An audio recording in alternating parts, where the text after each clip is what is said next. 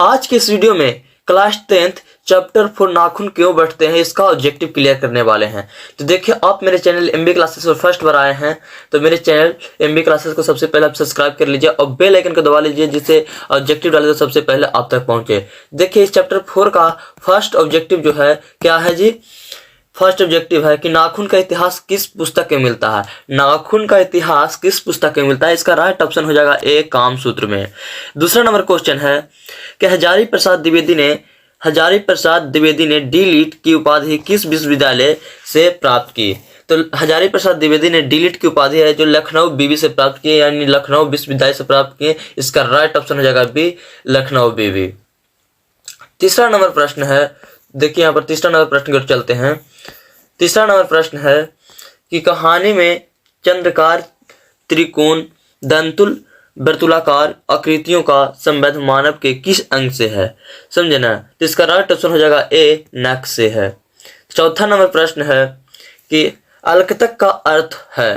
अलकतक का अर्थ होता है जी आलता। इसका राइट ऑप्शन हो जाएगा बी, आलता। पांचवा नंबर प्रश्न है कि द्विवेदी जी को साहित्य अकादमी पुरस्कार किस रचना पर मिला था?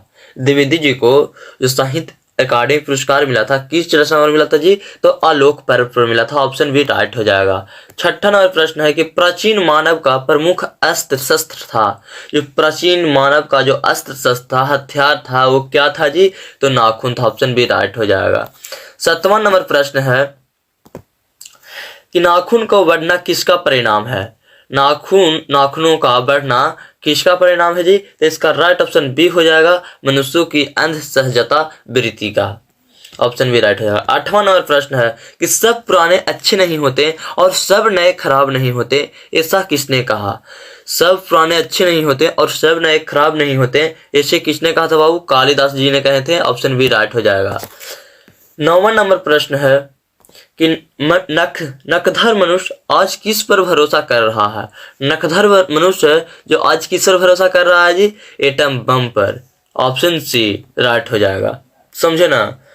10वां नंबर प्रश्न है, मनुष्य की मनुष्यता यही है कि वह सबके दुख सुख को सहानुभूति के साथ देखता है। यह तथ्य किसका है? ये किसने कहे थे कि मनुष्य की मनुष्यता यही है कि वह सबके दुख सुख को सहानुभूति के साथ देखता है? तो इसका राइट ऑप्शन हो जाएगा बी, गौतम बुद्ध ने कहे थे।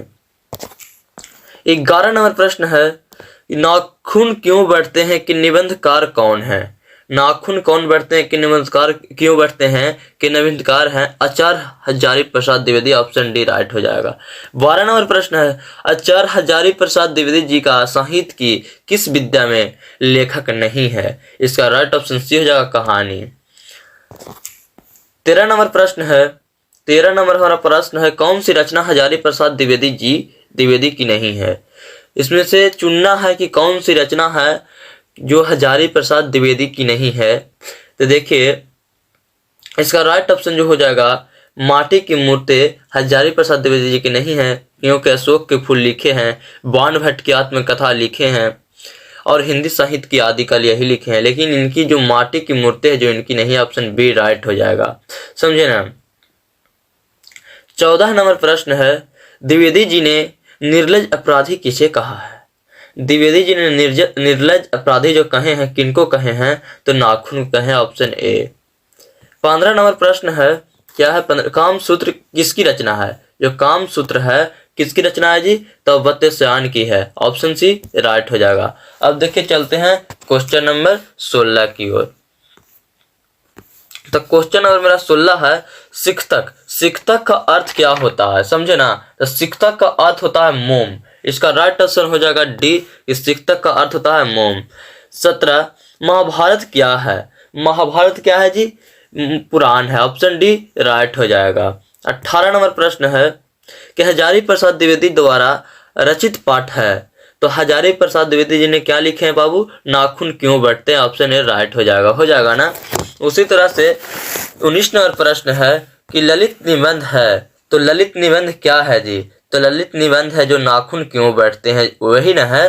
तो इसका क्या हो जाएगा? ऑप्शन बी राइट हो जाएगा। 20वां नंबर प्रश्न है कि पुराने का मुंह सब समय वांछनीय नहीं होता, किस लेखक की पंक्ति है? पुराने के जो मोह है सब समय वंशनीय नहीं होता, ये लिखे हैं Hazari Prasad Dwivedi. Option C right हो जाएगा। 21 नंबर प्रश्न है क्या, 21 नंबर प्रश्न है कि प्राचीन काल में दक्षिण भारत के लोग कैसा नाखून रखते थे। प्राचीन काल में दक्षिण भारत के लोग हैं जो कैसा बाबू, छोटे छोटे नाखून रखते थे। ऑप्शन ए राइट हो जाएगा। 22 नंबर है कि दधीची की हड्डी से क्या बना था। दधीची की हड्डी से क्या बना था जी, इंद्र का वज्र। ऑप्शन सी राइट हो जाएगा। 23 नंबर प्रश्न है आलोक पर्व शीर्षक निबंध संग्रह किसकी रचना है। आलोक पर्व शीर्षक निबंध संग्रह है जो हजारी प्रसाद द्विवेदी की है। ऑप्शन ए राइट हो जाएगा ना। 24 नंबर प्रश्न है कि हजारी प्रसाद द्विवेदी जी का जन्म कब हुआ था।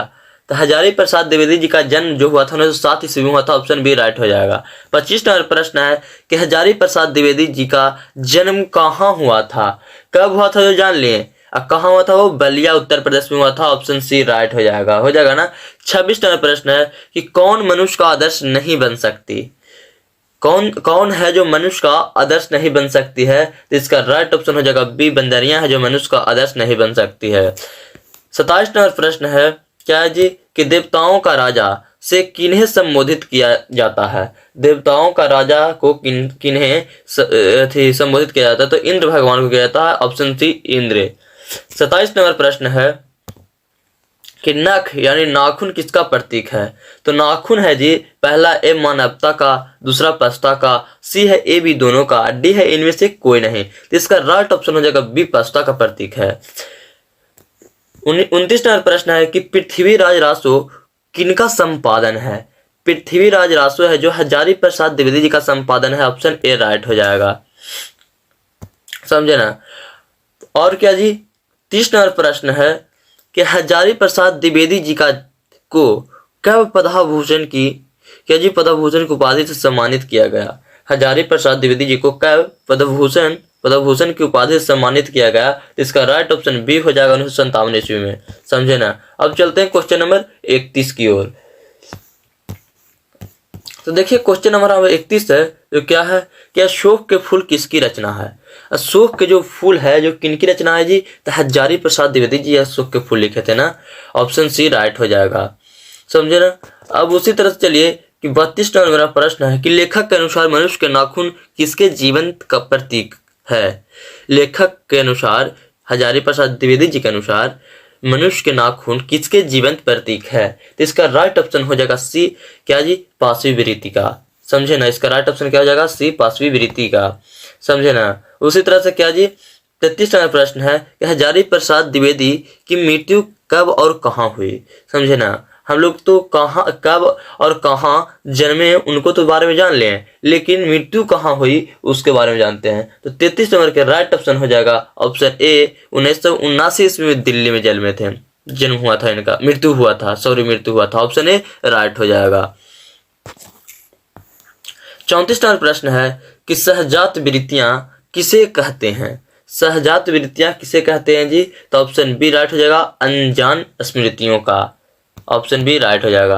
35 नंबर प्रश्न है कि द्विवेदी जी से किसने पूछा था नाखून क्यों बैठते हैं। द्विवेदी जी से, हजारी प्रसाद द्विवेदी से किसने पूछा था कि नाखून क्यों बैठते हैं, तो छोटी लड़की ने। ऑप्शन बी राइट हो जाएगा। 36 नंबर प्रश्न है कि नाखून क्यों बैठते हैं पाठ में बूढ़े ने सबसे बड़ी चीज क्या माना है। नाखून क्यों बैठते हैं पाठ में बूढ़े ने सबसे बड़ी चीज क्या माना है जी, इसका राइट ऑप्शन ए हो जाएगा, प्रेम माना है। ऑप्शन ए राइट हो जाएगा। 37 नंबर प्रश्न है कि किस देश के लोग बड़े बड़े नख पसंद करते हैं, तो गौड़ देश हो जाएगा। ऑप्शन डी राइट हो जाएगा। 38 नंबर प्रश्न है कि पुराने का मुंह सब समय वांछनीय नहीं होता। पुराने का मुंह सब समय वांछनीय नहीं होता, यह पंक्ति किनका है जी, तो यह पंक्ति है नाखून क्यों बैठते हैं जहां से लिया गया। ऑप्शन ए राइट हो जाएगा ना। इसी तरह 39 नंबर और आखिरी मेरा प्रश्न है कि अनाम दास का पोथा उपन्यास किस लेखक की कृति है। अनाम दास का पोथा उपन्यास किस लेखक की कृति है। इसका राइट ऑप्शन जो हो जाएगा जी ए हो जाएगा, हजारी प्रसाद द्विवेदी, समझे ना। इसी के साथ हम इस चैप्टर को समाप्त करते हैं। और आप मेरे चैनल पर नए हैं तो मेरे चैनल MB क्लासेस को सब्सक्राइब कीजिए। आपको लास्ट तक वीडियो देखने के लिए धन्यवाद। फिर मिलते हैं अगले वीडियो में, तब तक के लिए जय हिंद।